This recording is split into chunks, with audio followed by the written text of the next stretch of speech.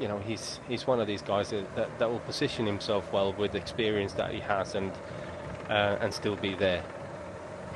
Yeah, got a few good placings in recent races, but yeah, he can absolutely place himself.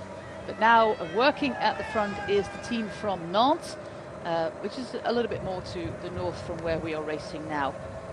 Team U, which is a supermarket chain here, Nantes Atlantique. Pace is really, really high, Magnus. I think nobody can attack at this kind of speeds. No, it would require this kind of little hill that sort of appears, and you come in with speed from behind. So this is a well-timed attack. Now it's just a question whether he's got the legs to get anywhere with it. But I think he spotted that moment beautifully. It's B&B Hotels at the front now. The team in green with Cyril Barth, Franck Bonamour, Thibaut Ferras, Florian Dauvin, Miguel Heidemann, Luca Mozzato and Elliot Littard. With Mozzato always good in these kind of races. Always top 5, top 10. But winning it, just like you said, from Boasson-Hagen is usually a whole different thing. Yeah, it is. Quite a big difference. Andrea Mifsud is the name of our lone attacker. With the motorbike really having to make a move now. The commissaire there. He's trying to give it his everything, attacking on that little climb where we had the intermediate sprint competition today. But yeah, this is going to cost them a little bit of energy, but I don't see him attack and stay away 5 more kilometers at this pace. Look at the shape of the peloton. They are going lightning fast. Yeah, and especially through those twists and turns as well, it strings the peloton out naturally with the apex that you can hold at the speed that they're traveling at. But I think this is a really good attack actually. You know, well timed and got himself through the traffic as he made that attack, and it's holding on quite strong. I mean, it's going to be difficult to stay away for sure. And now Groupama FDJ are getting to the front of the peloton here, but yeah, impressive.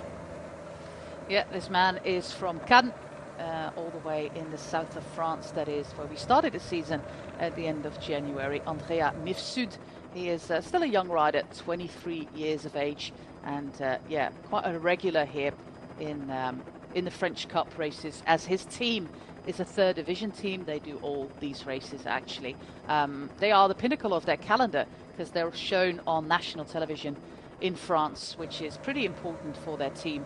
Like I explained before, all the teams in France have regional ties, and this one, of course, Nice, Métropole, Côte d'Azur. It says it. It says everything. It's basically sponsored by the region. Yeah. But his attack is over and out with 4K to go. A valiant effort, but Groupama FDJ are going to close down this attack by Andrea Mifsud.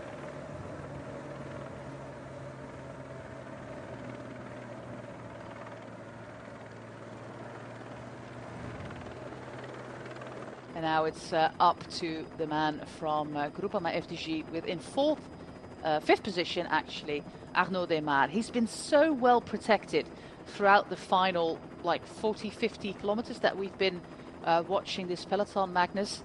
He's never been away from the front. No, he hasn't. And you know, the team is doing a great job in looking after him. So let's see if they can finish this off as well now.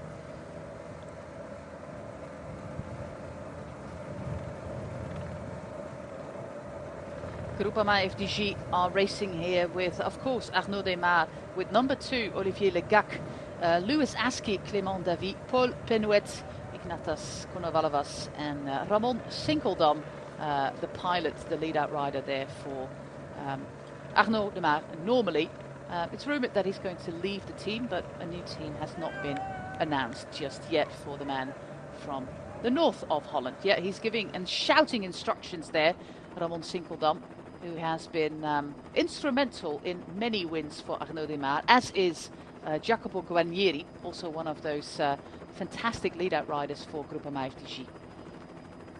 Still in 5th position, 4 riders still in front of him. Also at the front we see Arkea Samsic with possibly Dan McClay going for a sprint there, Magnus. I would say it would be for Dan McClay if they're looking for a good placing here today. He's I think by far the fastest out of the riders that they have on their roster today here. It's full gas towards the finish line at the moment. 2.2 kilometers to go with Groupama FDJ, Arkea Samsic calling the shots at the moment at the front of the peloton. And at the back, people are really suffering. 2 kilometers and the lead out for Arnaud Démare has now started. Well and truly started.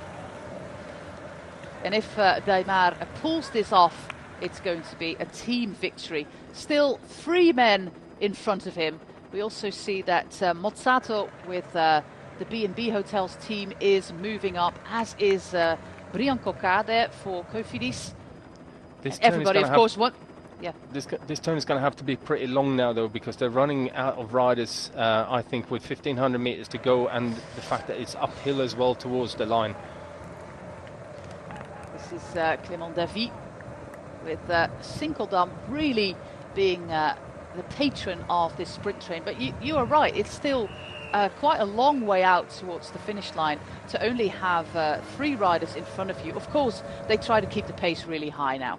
Yeah, and you can see that's why Lewis Askey said, no, keep going. You know, we're not being challenged yet. Just keep on going as hard as you can for as long as you can. And now, inside this final kilometre, now they're in a good position here with the number of riders they got left. Yeah. Oh, somebody completely overcooking the turn. So now it's still Clément Davy, then it's Lewis Askey, Ramon Sinkeldam and Arnaud Démare. I think it's Coquard on the wheel of Démare. We have Mozzato there as well. McClay is part of the mix, and now it's over. Great turn there by Clément Davy, and now it's up to Lewis Askey. 800 meters to go. A monumental turn there for Lewis Askey. I think he has to go until about 300 meters to go. It's just going on the 500 meters there now. And now it's up to Ramon Sinkeldam. We've got 400 meters to go. Sinkeldam is the last rider in front of Arnaud Démare. On the wheel of Démare, we find Bryan Coquard. We also see Luca Mozzato. It's Coquard versus Arnaud Démare at the moment. Démare versus Bryan Coquard. It's going to be a long sprint. It's slightly uphill. Bryan Coquard versus Arnaud Démare. It's going to be Coquard by the looks of it. Look at the sprinting. Bryan Coquard wins ahead of Arnaud Démare. Good call by you there, Magnus. Say this sprint was absolutely tailor-made for Coquard. Profiting from all the work done there by Groupama FDJ. Yeah, really perfect timing when he launched the sprint as well. Got the jump on Arnaud Démare and yeah, just had the legs to finish it off as well. So textbook work from Bryan Coquard. It's only his 3rd win of the season, actually. He won all the way back in February. So this will give him some confidence going into the winter, just adding another win to his tally. Number 48 for Bryan Coquard, but it's been a tough season for him, having a lot of, near misses actually in the Vuelta, a couple of top 5 places, coming in 2nd actually in stage number 13, leaving the Vuelta to prepare for the races later on in the season, and now winning this one, a Tour deVendée. So that will give him some confidence for the 2 remaining races. Yeah, it definitely will. But look at when Coquard goes here, 200 meters to the line. So he anticipates the jump from Arnaud Démare, and he gets a run on him.